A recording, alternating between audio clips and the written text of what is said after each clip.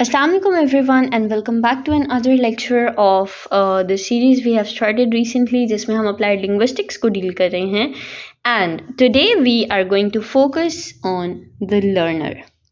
इस पूरे के पूरे सेशन में पूरी की पूरी वीडियोस में पहले हमने डील किया किसको अप्लाइड लिंग्विस्टिक्स की बेसिक्स को, उसके बाद हमने डील किया एक्विजिशन बैरियर्स को, उसके बाद हमने डील किया टीचिंग मेथड्स को और आज हमारा जो कंसर्न है that would be the learner कि जो पर्सन लर्न कर रहा है वो क्या काम कर रहा है.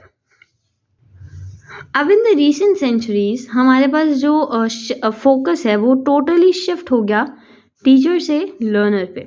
हमने पहले जो मेथड्स पढ़े, ऑडियो लिंगुअल मेथड पढ़ा, कम्युनिकेटिव अप्रोच पढ़ा और हमने पढ़ा इसके साथ साथ ग्रामर ट्रांसलेशन मेथड पढ़ा. लेकिन उसके बाद क्या हुआ कि सारा का सारा जो फोकस था वो टीचर से लर्नर पे शिफ्ट हो गया. ठीक है, पूरा का पूरा फोकस लर्नर पे शिफ्ट हो गया. अब इसमें हमारे पास क्या प्रॉब्लम आई, जैसे कि हम ये कह सकते हैं कि लर्नर का क्या रोल होगा किसी चीज़ को लर्न करने में. सबसे पहले committing errors by the learner, कि एक लर्नर जो है वो किस टाइप के एरर्स कमिट कर सकता है वो हमारा रोल होगा.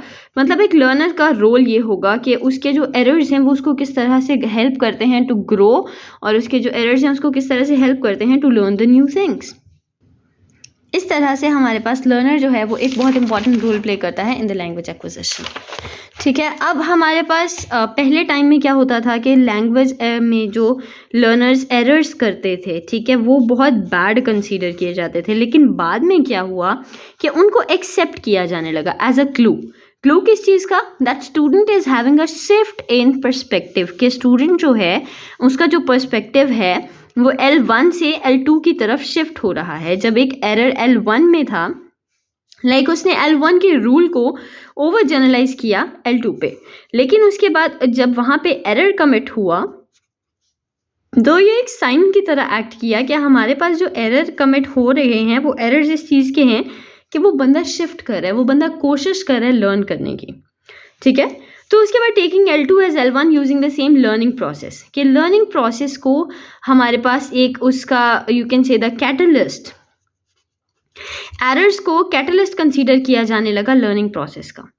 उसके बाद एक स्पेनिश स्पीकर ने ये भी कहा, फॉर एग्जांपल एक L1 स्पेनिश स्पीकर है, ठीक है, अब वो स्पेनिश है उसकी लैंग्वेज, ठीक है, उसकी L1 जो है वो स्पेनिश है. अब वो कहता है कि 3 women there are in a room. ठीक है, अब अगर हम इसको देखें सिंटैक्टिकली ग्रामेटिकली इंग्लिश की रूह से तो वो होगा कि there are 3 women in room. लेकिन उसने क्या किया, 3 women there are in room. अब हमारे पास क्योंकि हमने उसकी L1 देखी वो स्पेनिश है, अब उसकी L2 जो है वो इंग्लिश है, उसने क्या किया L1 के रूल को ओवर जनरलाइज किया L2 पे. हाँ, लेकिन उसने लर्न करने की कोशिश की. तो that is the main point कि L2 पे उसने रूल को अप्लाई किया और ये हमारे पास बैड कंसीडर नहीं होगा जस्ट बिकॉज इसको हम एक क्लू की तरह लेंगे कि उसका लर्निंग प्रोसेस जो है वो स्टार्ट हुआ है, उसने किसी चीज़ को लर्न करना स्टार्ट किया, तभी उसने जनरलाइज किया, तभी उसने रूल्स को अप्लाई किया.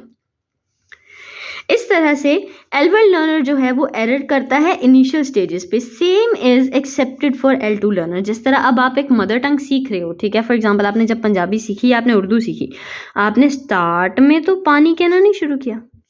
You started from money, you started from so many dumb words actually. But in the end क्या हुआ कि आपने जो है वो करेक्ट वर्ड सीखा after committing so much errors. Money is not a word, but your mom understood that you were asking for water. उसके बाद you at the initial stage used to say this word mom. This is not a word like identifying that you were asking for water, but your mom understood that you were asking for water. So basically आपने इन stages से हो के इन stages तक पहुँचे और आपने errors commit करके ही अपनी L1 भी सीखी थी. ठीक है, उर्दू या पंजाबी या जो भी हमारी L1 है, फर्स्ट लैंग्वेज है, मदर टंग है, वो भी हमने एरर्स कमिट करके ही सीखी थी. तो उसी तरह से जब वो वाले एरर्स हमारे लिए बैड नहीं थे तो ये L2 के एरर्स भी हमारे लिए बैड नहीं कंसीडर होंगे. ठीक है, तो ये चीज़ हमारे पास बेसिकली ये सारी चीज़ करने का मकसद क्या था कि जो फोकस था वो लर्नर पे शिफ्ट हुआ और उसके एरर्स जो थे वो कैटलिस्ट के तौर पे एक्ट करते थे। किस चीज़ के लिए? लर्निंग प्रोसेस के लिए। That is the point. Okay, now moving forward, अब हम आ जाते हैं कुछ इनके बेसिक मेजर पॉइंट्स पे, जिनमें से सबसे इंपॉर्टेंट पॉइंट है ट्रांसफर। ठीक है, अब कुछ एरर्स हमारे पास जो हैं वो ट्रांसफर की वजह से भी हो सकते हैं, यानी कि क्रॉस लिंग्विस्टिक इन्फ्लुएंस। हम साउंड का यूज़ करते हैं, स्ट्रक्चर का यूज़ करते हैं, रूल्स का यूज़ करते हैं जो कि L1 के होते हैं वाइल परफॉर्मिंग L2। ये बहुत इंपॉर्टेंट पॉइंट है कि ये हमारे पास एक क्रॉस लिंग्विस्टिक इन्फ्लुएंस बन जाता है। किस तरह से? कि हमने L1 यानी कि हमारी उर्दू या पंजाबी के रूल्स को अप्लाई किया L2 यानी कि इंग्लिश पे। सपोज हमारी L2 अगर इंग्लिश, हम L2 इंग्लिश लर्न कर रहे हैं या फ्रेंच या जो भी लैंग्वेज लर्न कर रहे हैं, हमने अपने L1 के रूल्स को उस पर अप्लाई किया और उससे क्या हुआ कि हमारा क्रॉस लिंग्विस्टिक इन्फ्लुएंस यानी कि इस लैंग्वेज का इस लैंग्वेज पे जो इन्फ्लुएंस था वो हमारे पास जो है वो बहुत ज़्यादा हुआ। और अब हमारे पास ये ट्रांसफ़र जो है वो दो तरह का होता है, पॉजिटिव भी होता है, नेगेटिव भी होता है। अगर तो ट्रांसफ़र पॉजिटिव होगा, पॉजिटिव ट्रांसफ़र का मतलब क्या है कि जो रूल ट्रांसफ़र किया है हमने वो L1 का L2 के लिए सेम है। ठीक है, इट वुड बी बेनिफिशियल। जैसे सपोज हम कहते हैं कि कुछ रूल ऐसे हैं, सिर्फ हम सपोज कर रहे हैं, दीज आर नॉट करेक्ट, लेकिन हम सपोज कर रहे हैं। सपोज SVO है हमारे पास, ठीक है, इंग्लिश का रूल है। अब फर्ज करो कोई और लैंग्वेज है, जैसे डच लैंग्वेज है, उसमें भी अगर SVO पैटर्न ही है, आप L2 को डच लैंग्वेज को सीख रहे हो और उसमें भी अगर सेंटेंस स्ट्रक्चर जो है वो SVO पैटर्न ही है, आपकी इंग्लिश आपकी L1 है। ठीक है, सपोज कर रहे हैं हम, जस्ट मैं दोबारा बता रही हूँ कि इंग्लिश आपकी L1 है, मदर टंग है, और उसका सेंटेंस स्ट्रक्चर पैटर्न बेसिक क्या है? SVO, subject verb object. और अगर आप L2 लर्न कर रहे हो डच लैंग्वेज और उसका भी सेंटेंस स्ट्रक्चर SVO ही है, तो ये रूल आपने, बेशक आपका ये इंटर लैंग्वेज या इंटर लिंग्विस्टिक इन्फ्लुएंस था, लेकिन स्टिल आपका वो रूल क्या हुआ? करेक्ट हो गया। तो दैट वुड बी बेनिफिशियल। और जब दो लैंग्वेजेस के रूल्स आपस में सेम होते हैं तो that is called the positive transfer. कि आपने जो L1 का रूल ट्रांसफर किया था L2 में, that resulted in a positive thing. On the other hand negative transfer का मतलब क्या है कि अगर L1 का रूल L2 से डिफरेंट है तो it would be difficult for the learner to learn specific rule for L1 L2। अब फॉर एग्जाम्पल हम इसी एग्जाम्पल को ले लेते हैं कि अगर SVO हमारे पास जो है वो इंग्लिश का रूल है, और इसके साथ हम दूसरी एग्जाम्पल लेते हैं उर्दू की। उर्दू में हमारे पास SVO नहीं है। ठीक है, उर्दू में हमारे पास सब्जेक्ट है, उसके बाद सपोज हम एक सेंटेंस लिखते हैं, असलम ने खाना खाया। ठीक है, इसमें हम क्या करते हैं, असलम हमारे पास सब्जेक्ट है, प्लस हमारे पास क्या है? ऑब्जेक्ट है, प्लस हमारे पास वर्ब है। ये हमारे पास पैटर्न बन रहा है उर्दू का। अब हमने जब हमारी L1 जो है वो ये है, इसको जब हमने इस पे अप्लाई किया, ठीक है, इसको जब हमने उर्दू पे अप्लाई किया तो हमारे पास प्रॉब्लमेटिक हो जाएंगी चीज़ें। क्यों? बिकॉज हमारे पास उर्दू का पैटर्न सब्जेक्ट वर्ब ऑब्जेक्ट नहीं है। उर्दू का क्या है? सब्जेक्ट ऑब्जेक्ट और वर्ब। तो यहाँ पे हमारे लिए डिफिकल्ट हो जाएगा L2 के रूल को लर्न करना, जिसकी वजह से क्या होगा कि greater effect will be caused on L1 and L2 are very different languages. कि वो एक स्ट्रॉन्ग इफेक्ट क्रिएट हो जाएगा कि L1 यानी कि इंग्लिश और L2 यानी कि उर्दू बहुत डिफरेंट लैंग्वेजेस हैं, जो कि एक लर्नर के लर्निंग प्रोसेस को समहाउ इनहिबिट करेगी।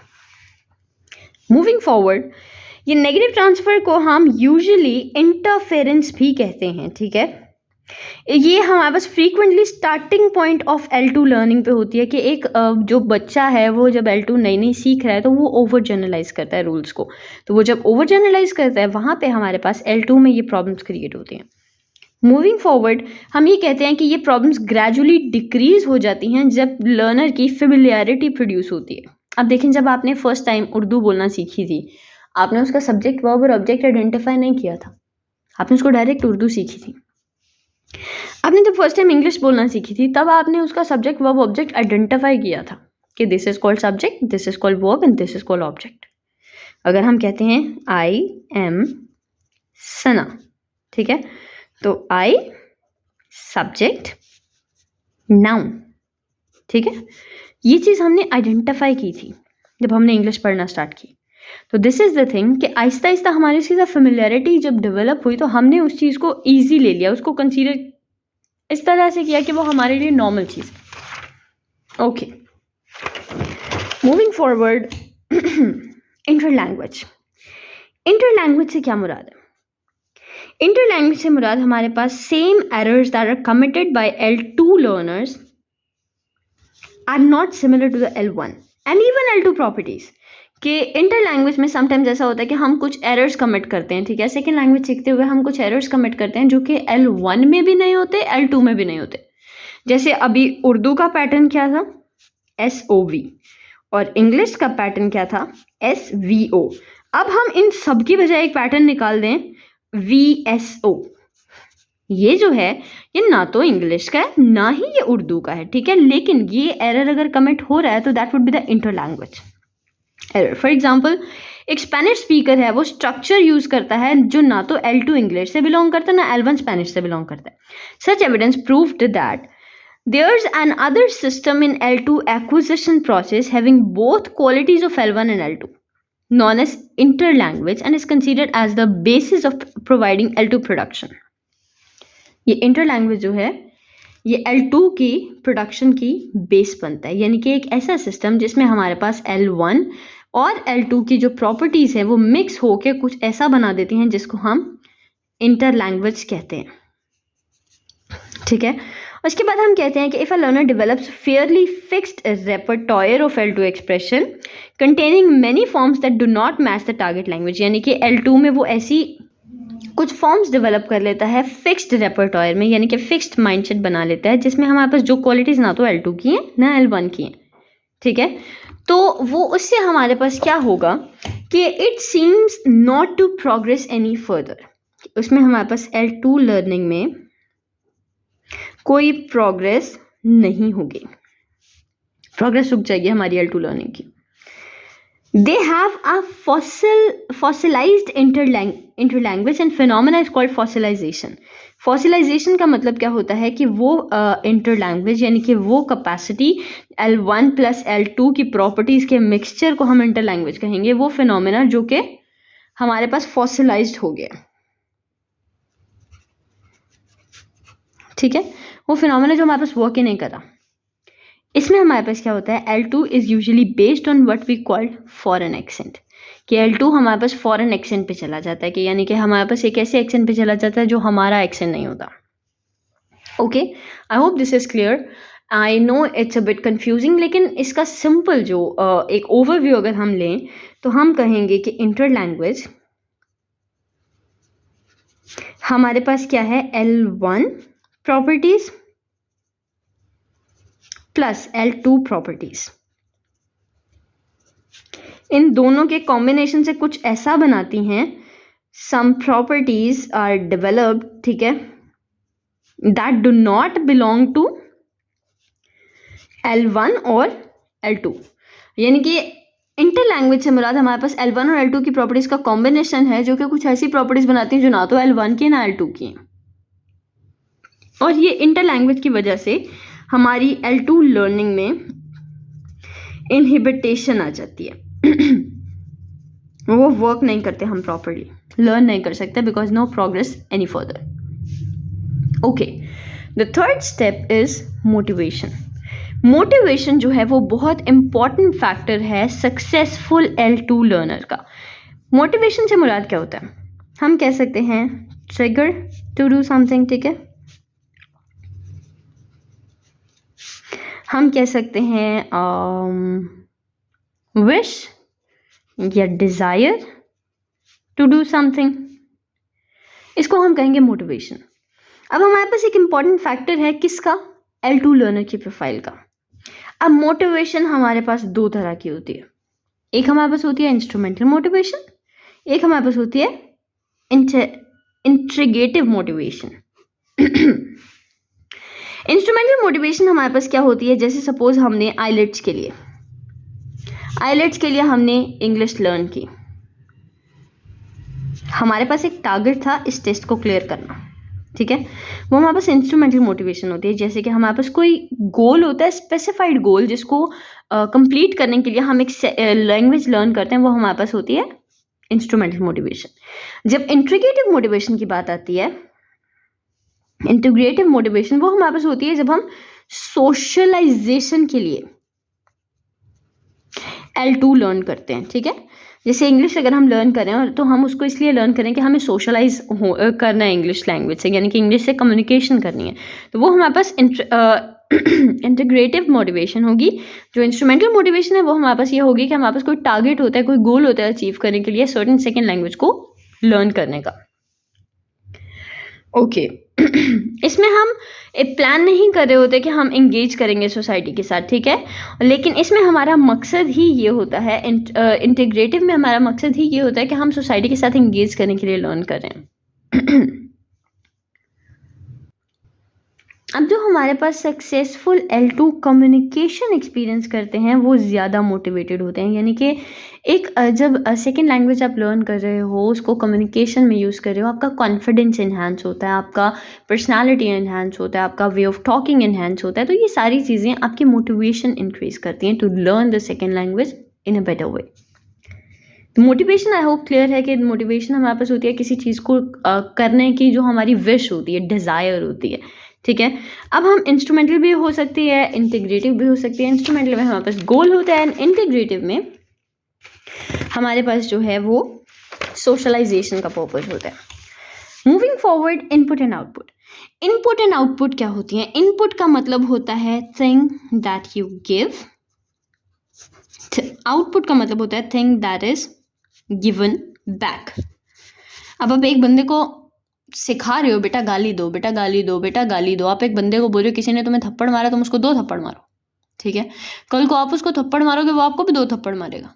रीजन, आपने उसको इनपुट ऐसा दिया कि बेटा थप्पड़ मारो, ठीक है। उसने उस इनपुट को इतना कंसीडर किया कि उसने आपको उस इनपुट जैसा ही आउटपुट दिया, ठीक है। अब this is not necessarily the same कि आप जो इनपुट दोगे वही आउटपुट मिलेगा, लेकिन in some cases this is the thing, ठीक है।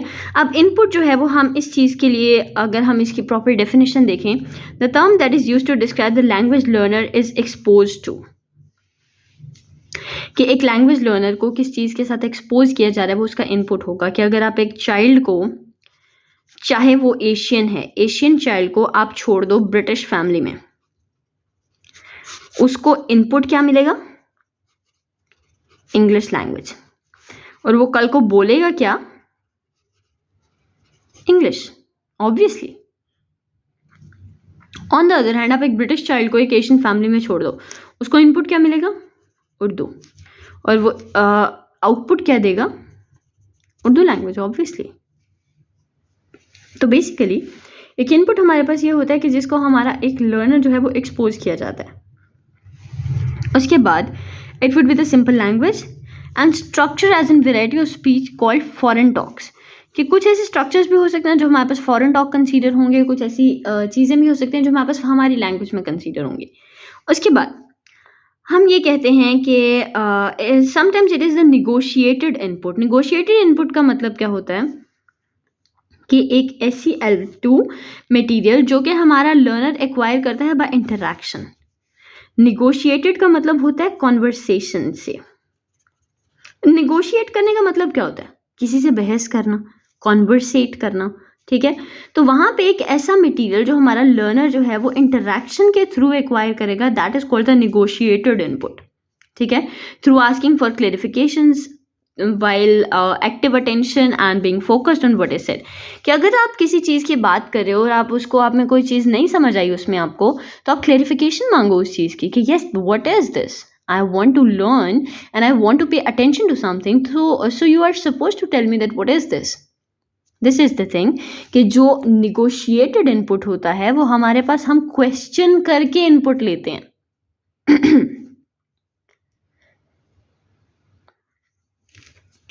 For example, a native English speaker says, "How are you going in your studies?" अब इस चीज़ को अंडरस्टैंड ना करते हुए, ठीक है, अब जो है वो ये किसने कहा? फॉर एग्जाम्पल हम कैरेक्टर को नाम दे देते हैं ए। अब बी जो है वो उसको ये चीज़ समझ नहीं आई, किसने क्या बोला। अब ये उसके लिए फॉरेन टॉक बन गई, ठीक है। How are you going in your studies, उसके लिए क्या बन गया, फॉरेन टॉक बन गई, जो कि उससे फेमिलियर नहीं था वो।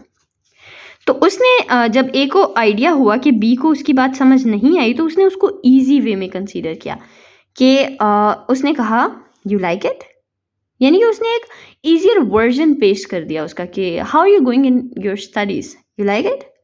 तो ये चीज़ हमारे पास आ जाती है फॉरेन टॉक में कि एक पर्सन को, अब ये बी के लिए ये वाली जो स्टेटमेंट थी ये फॉरेन टॉक थी, उसको उसके लिए फेमिलियर नहीं थी ये चीज़।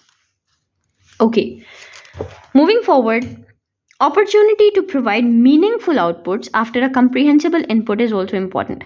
कि आप ऐसा नहीं कर सकते कि आप किसी बंदे को इनपुट दिए जा रहे हो, उसको सिखाए जा रहे हो, लेकिन उसको आउटपुट का मौका ही नहीं दे रहे। तो अगर आप उसको आउटपुट का मौका नहीं दे रहे, आप उसको सिखाते जा रहे हो, तो आप उसको आउटपुट का मौका नहीं दे रहे, वो आपको कैसे बताए कि आपको उसको कुछ समझ आया कि नहीं आया। दैट इज द थिंग कि output is also an important thing in learning second language. Next हमारे पास आ जाती है task based learning. Task based learning में हमारे पास क्या आ जाता है कि हमें डिफरेंट टाइप की टास्क एंड एक्टिविटीज़ करनी होती हैं स्टूडेंट्स को L2 की लर्निंग में हेल्प करने के लिए। This is very simple. Coming to the next point, communicative competence. अब ये हमारे पास जो है कम्युनिकेटिव यानी कि कम्युनिकेशन, बात करना, ठीक है। कॉम्पिटेंस का मतलब होता है एबिलिटी, कि हमारी जो एबिलिटी है बात करने की, हम उसके बारे में डिस्कशन करेंगे यहाँ पे। अब general ability to use language accurately, effectively and flexibly, ये जनरल एबिलिटी होती है। कॉम्पिटेंस क्या होता है, general ability to use language, एक लैंग्वेज को यूज करने की, एक्यूरेटली यूज करने की, इफेक्टिवली यूज करने की जो जनरल एबिलिटी होती है वो हम कहते हैं कम्युनिकेटिव कॉम्पिटेंस है। इसमें हमारे पास डिफरेंट कंपोनेंट्स आ जाते हैं, जैसे ग्रामेटिकल कॉम्पिटेंस आ गई, सोशियो लिंग्विस्टिक कॉम्पिटेंस आ गई। अब ग्रामेटिकल क्योंकि हमारे पास नाम से क्लियर है कि grammatical is concern with grammar, and socio linguistic society, and this language, ठीक है। तो हमारे पास ये चीज़ क्लियर है कि सोशियो लिंग्विस्टिक हमारे पास क्या है कि लर्नर यूज करेक्टली, यानी कि लैंग्वेज जो है वो लर्नर करेक्टली यूज करेगा as per the social setting या कॉन्टेक्स्ट। ग्रामेटिकल कॉम्पिटेंस का मतलब है कि accurate usage of words and structures, क्योंकि ग्रामर है तो usage of words and structures ही आएगा obviously. Coming to the next point, strategic competence. Strategic competence में हमारे पास क्या आ जाता है कि हम इसमें डिफरेंट स्ट्रैटेजीज यूज करते हैं कि हम ऑर्गेनाइजिंग पावर हमारे पास होती है। अब ये ऑर्गेनाइजिंग पावर क्या होती है, समटाइम्स आप बात कर रहे हो, आपके पास बात में एक फ्लॉ रह गया, ठीक है। अब कुछ लोग होंगे वो उस फ्लॉ के बाद चुप हो जाएंगे, ठीक है, साइलेंट हो गए, कॉन्फिडेंस गया। और कुछ लोग होंगे वो उस फ्लॉ को कवर अप करेंगे by using strategy. Different strategies को यूज करते हुए वो उस फ्लॉ को कवर अप करेंगे, अपने कॉन्फिडेंस को वैसे ही रखेंगे एंड अपनी बात कन्वे करेंगे। That is what strategic competence means. क्या आप किसी भी बात को करते हुए आप अगर कोई मिस्टेकनली आप कोई फ्लॉ रह जाता है आपसे, तो आप उसको कवर अप कैसे करते हो, क्या स्ट्रैटेजी यूज करते हो, that is what strategic competence deals with. अब कम्युनिकेशन गैप जो है उसको कवर करते हुए हमारे पास जो है वो दो सिचुएशन, जिस तरह मैंने आपको पहले बताया वही यहाँ पे मेंशन्ड है कि कुछ लोग बात करना छोड़ देंगे और कुछ लोग जो हैं वो कम्युनिकेशन स्ट्रैटेजीज को यूज़ करते हुए मेथड एनहांस करेंगे अपनी कम्युनिकेशन को। Okay, so this was the complete discussion on each and every point discussed in the George Yule's book and chapter number 14 of George Yule, that is second language acquisition.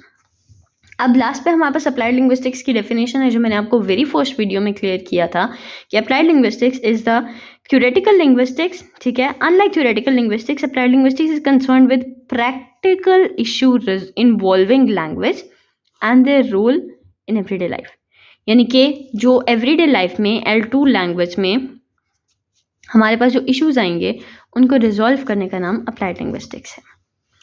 So yeah, that's it about the chapter number 14 of George Yule's book. I hope you found this video useful, and if you haven't watched the previous videos, I recommend you go back and watch those videos because everything is interlinked, and if you are not able to comprehend that thing, you would not be able to comprehend this thing obviously. So just go back, check out those videos, and yeah, thank you for watching. I'll see you in the next one. Stay safe. Bye bye.